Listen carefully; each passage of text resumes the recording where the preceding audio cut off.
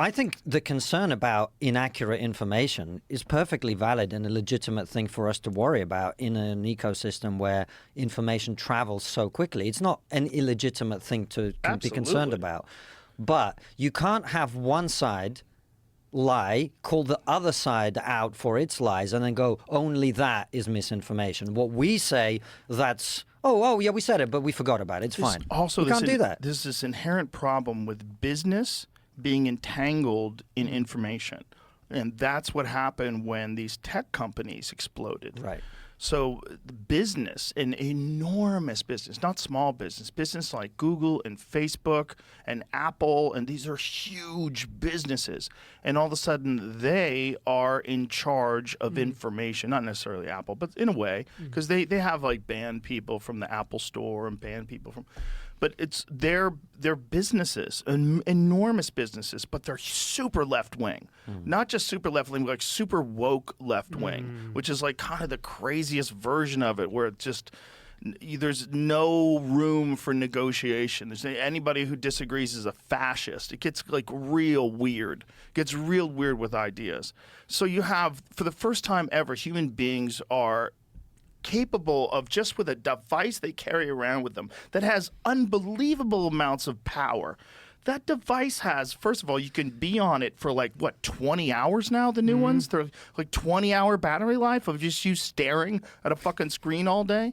And you're getting connected with an infinite number of ideas that are constantly coming your way. And it's almost all in the hands of left-wing. The left-wing party is Google, it's Facebook, it's all these companies that have massive power. And until Elon stepped in and bought Twitter, there was no counter to that. It was just one side. And that's where things get really weird, because businesses like to have monopolies. They like to crush things. And if you have the monopoly of information, you get essentially Microsoft in information form. You know, when they had the antitrust lawsuits against Microsoft and people worry that it's a monopoly, and there's people that think that about Google now. And there's even conversations about Apple being a monopoly.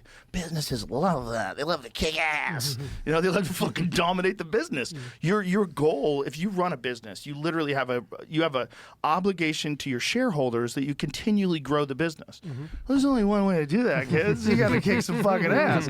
And if you're the biggest thing, and what is in your interest? Well, definitely controlling the information. We would like to control information, and we also want some cultural beach balls that we could chuck around so people like get distracted and throw them back and forth at each other. There's a bunch of Republicans that love the fact that there's these gender-affirming care centers. They love it because it gives them something to yell about. It gives them something like, I wouldn't be surprised if some of them fund these things. Some people are fucking crazy. They're fucking crazy. Especially if they found out it was profitable. Maybe they got a fucking, some sort of a fund, and part of it is, these are privately owned businesses.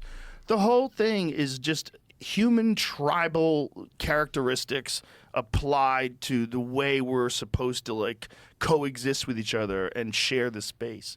And it's all fucked up. It's all fucked up because it's the Cowboys versus the Raiders, and no one's thinking straight. That's so true. At election time especially, it becomes like that.